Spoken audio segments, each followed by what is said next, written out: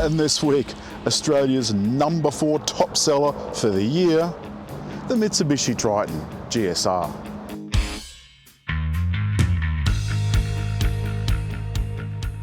I say #4, but of course it's the entire Triton range that was the 4th top seller.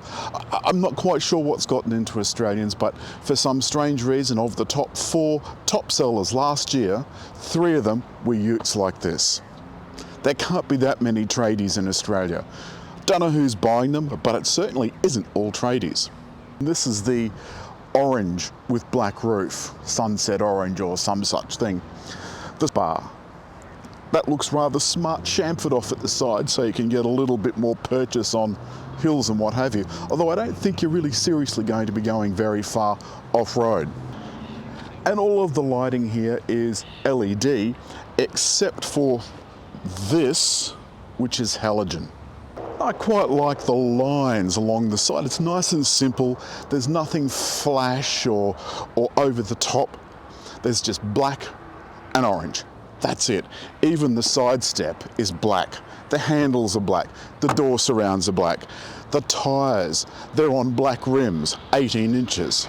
And as I said, the lighting at the back is LED on this top model. As you have a look down the brochure, and there's a copy of that in the written review, you can see that some models have LED lighting, some have incandescent lighting and so on. Don't know why they didn't just go LED throughout.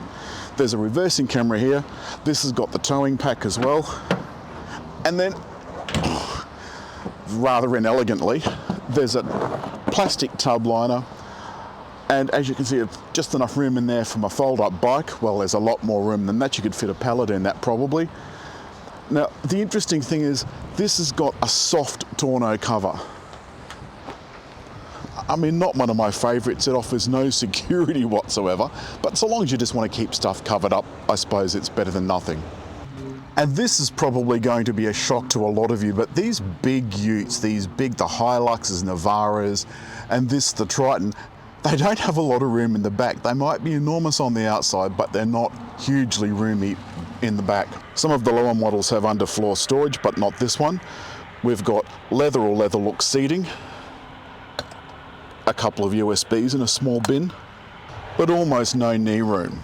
And if you were thinking there are no vents back here, you're kind of right, except for there's a little console here for fan on and off, and this lump just takes air from the front and forces it out the back through these little adjustable fins.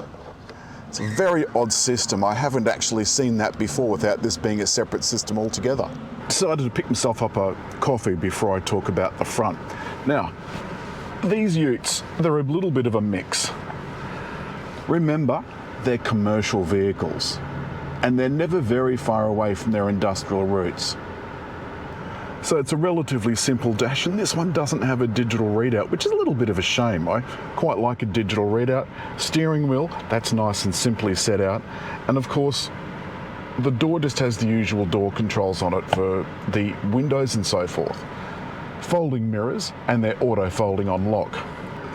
There's a 7-inch infotainment screen, separate air conditioning controls, and a zone down below for a little bit of off-roading stuff and the towing controls. And you can also turn the blind spot monitor on and off. This has even got heated seats, which is a bit of a surprise, but only in this top model. And of course, you have to tether your car to CarPlay using a cord. There's a couple of USB points and the 12 volt. And you can see that I've got one of them with my Navman dash cam plugged in.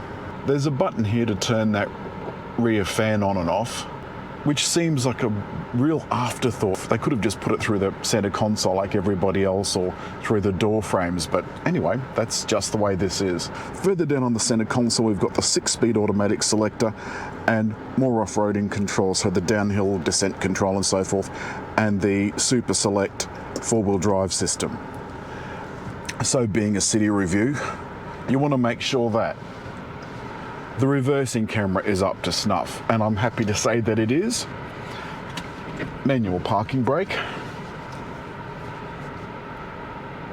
Now, remembering that I've got my bike in the back, so I don't want that sliding all over the place, I've got it ocky strapped to the side, but I don't have much confidence in it.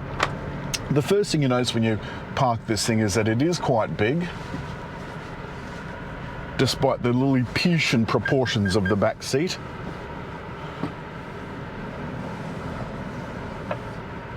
So if it's not tradies buying these, that must mean that there's family people buying it, people buying these 5-seater cars for family cars. Seems very strange to me. Indicators are on the right side because this is a Japanese car, and the 133 kilowatt engine is leisurely. Now, strangely enough, this has got quite a lot of towing power. Let me just get out onto the highway. This has got quite a lot of towing power, 3,100 kilos, 310 downward pressure, 310 kilos on the tow bar. That's braked, of course. So that's quite a lot, considering this car already weighs 2,000 kilos. At this speed, the cabin is reasonably quiet. The ride is extremely firm. Now at the front we've got rather sophisticated double wishbone suspension. But at the rear we've got leaf springs, technology that was there at the beginning of the car age, and drum brakes, similarly so. So the upshot of it is this is reasonably comfortable on the highway. Around town it is a little bit of a handful. Like all these things, it's huge, but of course nowhere near as huge as the American trucks. But whether you call this a ute or a pickup truck or a truck, it's still a big vehicle, and it takes up all of my parking space at home plus a little bit more. It sticks out just a fraction. You do have safety gear on this. It's got emergency braking and brake force distribution and blind spot monitoring and so forth, but it doesn't have any of the active stuff. So this won't steer you in the lane and all of that sort of thing. That's not as if it doesn't come on some utes, it does. I think the Ranger's got it. We haven't reviewed the new Ranger yet, but we'll get around to it one day.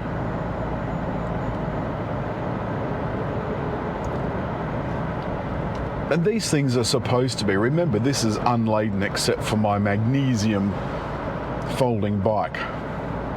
These are supposed to be economical, and this thing is doing 10.3 litres per 100 kilometres. I wouldn't call that hugely economical, but look, you know, it does weigh 2,000 kilos, so there is that. You can put a lot in the back of this. The tray is enormous. The cabin in the front certainly is enormous, but there is a lot of quite hard, scratchy plastic about. So you're never very far from its commercial roots, and you can bang it about a bit. You feel like you can hose it out if you have to. It does have rubber floor mats. What we've done is tried to drive this around town the way you would if you were a city dweller and you're a tradie. It feels big, but it's very easy to maneuver. So I suppose that's the important thing.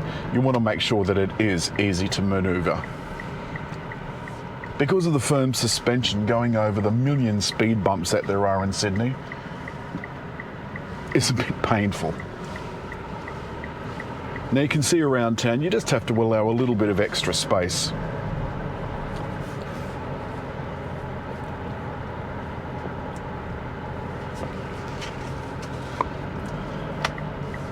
Plenty of time for manoeuvring.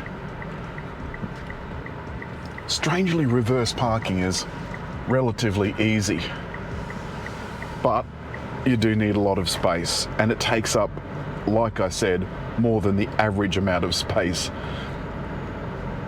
Not more than average for these things, but imagine you've got the back full of tools, and you know this is really heavy, and you've got the full payload of 900 kilos. This is a proper four-wheel drive. I think first and foremost we have to keep in mind that this is not meant to be a luxury car, although this is the top model. It is meant to be well equipped, capable, and reasonably attractive, and I think at that there's only so much you can do with this design, with the Ute design. And that's all this week from Mitsubishi's Triton GSR. Let's have a little bit more dirt kicking action while you hit like, leave a comment, and just over there to subscribe.